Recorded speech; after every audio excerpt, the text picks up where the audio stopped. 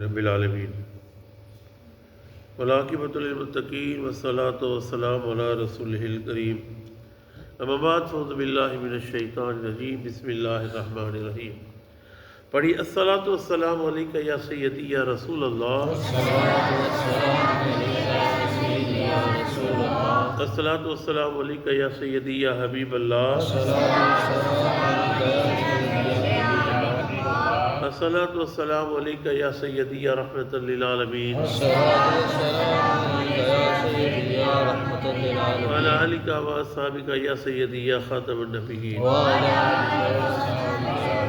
عزیزان، آج میں قرآن کریم فرقان حمید سورہ بنی اسرائیل کی آیت نمبر 23، 24، 25 کا ترجمہ تفسیر بیان کروں گا۔ اللہ تعالیٰ تعالیٰ مناجات کو صحیح بیان کرنے کی حق بیان کرنے کی توفیق عطا فرمائے، مجھے اور آپ کو سب قائم دائم رہنے کی توفیق عطا فرمائے۔ اللہ تعالیٰ قرآن کریم ارشاد فرماتا ہے وَقَضَىٰ رَبُّكَ، اور حکم فرمایا اللہ نے، اللہ تعبدو کہ عبادت کرو، اور اللہ تعبدو نہ عبادت کرو، الا ایاہ اس کے سوا، عبادت کرو صرف اللہ کی، وہ کس کی عبادت نہ کرو۔ وَبِالْوَالِدَيْنِ إِحْسَانًا، اور ماں باپ کے ساتھ اچھا سلوک کرو۔ اما یبلغن اگر پہنچ جائیں عندک تیری زندگی میں، کبرا بڑھاپے کو، احدہما ان دونوں میں سے کوئی، او کلاہما یا دونوں، فلا تقل لہما تو مت کہو انہیں اف اف اف، ولا ترحمہما انہیں مت جھڑکو، وقل لہما اور ان سے قولا کریما بڑی تعظیم سے بات کرو، بڑی تعظیم سے بات کرو۔ واخفض لہما اور جب بات کرو جھکا دو ان کے لیے، جناح الذل تواضع انکساری سے اپنی گردن کو، من الرحمہ چونکہ رحمت سے، وقل رب ارحمہما اللہ سے عرض کرو اے میرے پروردگار ان دونوں پر رحم فرما، کما جس طرح ربیانی صغیرہ انہوں نے مجھے پالا تھا، انہوں نے مجھے پالا تھا۔ آگے فرمایا کہ یہ جو آیت ہے، ایک بات کو ذہن نشین کر لو پہلے، جس چیز کا حکم قرآن کریم میں آ جائے اس پہ عمل کرنا ضروری ہے۔ اگر کوئی ان آیات پر عمل نہ کرے وہ دائرہ اسلام سے خارج ہے، دائرہ اسلام سے خارج ہے۔ اب اس میں پہلی لفظ یہ ہے کہ اللہ کے سوا کسی کی بات نہیں کرو، پھر فرمایا کہ والدین کے ساتھ احسان کرو، ماں باپ کے ساتھ احسان کرو۔ ماں باپ کے ساتھ بھلائی اور احسان کا قرآن کریم میں حکم آیا ہوا ہے۔ اچھا، حکم احسان کب کرنا ہے؟ اما یبلغن اگر وہ پہنچ جائیں عندک تیری زندگی میں، کبرا بڑھاپے کو۔ دیکھو جوانی میں تو باپ اور ماں، باپ کماتا ہے، ماں بچوں کے لیے کھانا بناتی ہے، سارا کام کرتی ہے، باپ کماتا ہے، باپ کے سامنے کوئی بول نہیں سکتا ہو کیونکہ پرورش نوجوان ہوتا، پرورش کرتا ہے آپ لوگوں کی۔ لیکن یہاں قید لگائی گئی ہے جوانی میں بھی، جوانی میں تو آپ خود ہی سے آج سے بات کرو، کیونکہ اگر بچہ تھوڑا سا بدتمیزی کرے گا تو پٹے گا۔ لیکن یہاں قید لگائیے بڑھاپے کی، جوانی میں بھی ادب سے بات کرنا ہے، لیکن بڑھاپے میں اگر دونوں بوڑھے ہو جائیں یا ایک بوڑھا ہو جائے تو اس سے کیا کرنا ہے؟ احسان کرنا ہے۔ صحابی رسول نے پوچھا یا رسول اللہ احسان کیا ہے؟ میرے آقا نے فرمایا احسان یہ ہے اگر وہ تجھ سے کوئی چیز مانگے تو انہیں دے دے، اپنے چہرے پر بل نہ لا، یہ احسان ہے۔ پھر میرے آقا کے سامنے ایک صحابی رسول آئے، ایک بوڑھا ساتھ تھا، پوچھا یہ کون ہے؟ تو یا رسول اللہ یہ میرے والد محترم ہیں۔ آپ نے فرمایا تیرے والد ہیں یہ؟ تو ان کا احترام کیا کر، اگر یہ چلے تو ان کے پیچھے چلا کر، اگر یہ بیٹھے تو پہلے ان کو بیٹھنے دیا کر پھر تو بیٹھا کر، اگر یہ تو ان کے سامنے زور سے نہ بولا کر۔ پھر فرمایا یا رسول کیا ہے؟ کہا کہ والدین کا حق کیا؟ کہا کہ والدین کے ساتھ، کہا کہ ان کے ساتھ قولاً کریمہ، کہ ان کے سامنے اتنی تعظیم کرو کہ جس طرح بادشاہ کے سامنے غلام بات کرتا ہے، بادشاہ کے دربار میں نوکر بات کرتا ہے۔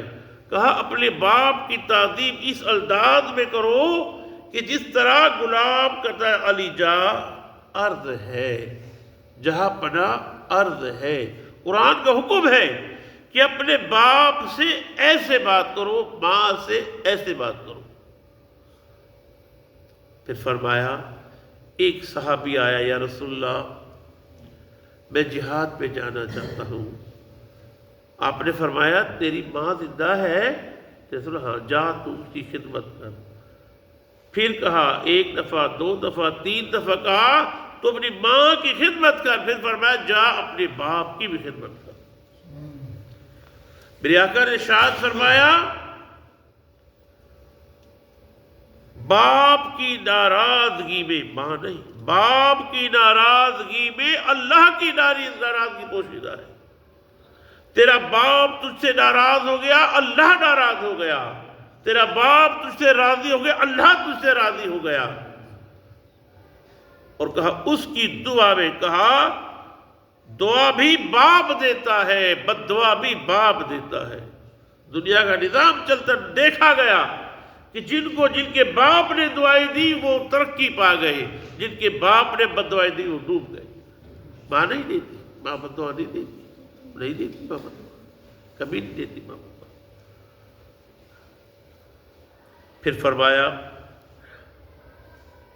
کہ وَخْفِضْ لَهُمَا جَنَاحَ الذُّلِّ، اتنی تواضع سے بات کرو، جھک کر بالکل۔ کیوں؟ وَقُلْ رَبِّ ارْحَمْهُمَا، کہ اے میرے پروردگار ان دونوں نے مجھے پالا تھا۔ کیسے پالا تھا؟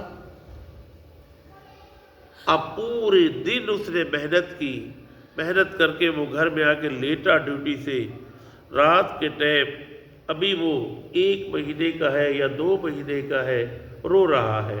اس کی آنکھ کھل گئی، وہ پوچھنے لگا کیوں رو رہا ہے؟ پتہ نہیں کیا بات ہے، پتہ نہیں کان میں درد ہے، پتہ نہیں پیٹ میں درد ہے۔ اب بیچارہ پوری رات جگا۔ جگنے کے بعد ماں کیا کرتی ہے؟ اس کو سوکھے میں سلاتی ہے، خود گیلے میں سو جاتی ہے، اس کو پالتی ہے صبح کے ٹائم۔ اب والد کا یہ حال ہے، نیند کے مارے باولا ہوا جا رہا ہے، پاگل، لیکن کام پہ گیا ہے اس کے لیے۔ کیوں؟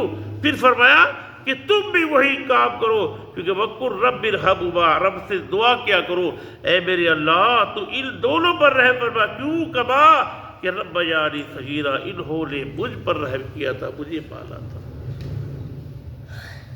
اپنے آپ کو تکلیف میں دیا تھا، اپنے آپ کو تکلیف۔ میرے آقا نے ارشاد فرمایا، کہا کہ اگر تمہیں کوئی باپ کی بات ناگوار گزرے تو کبھی اس کو نگاہ نہ دکھانا، آنکھیں نہ دکھانا۔ کہا ناراضگی کا پہلا اظہار آنکھوں سے ہوتا ہے۔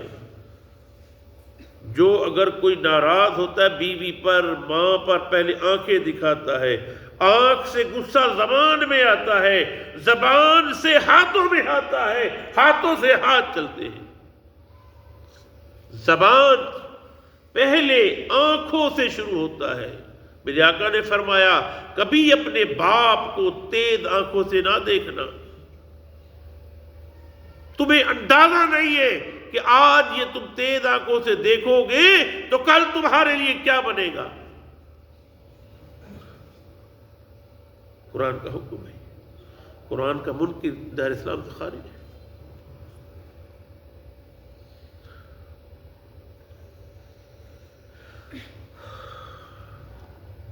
ربکم، تمہارا رب، عالم بہتر جانتا ہے بما فی نفوسکم، جو تمہارے دلوں میں ہیں۔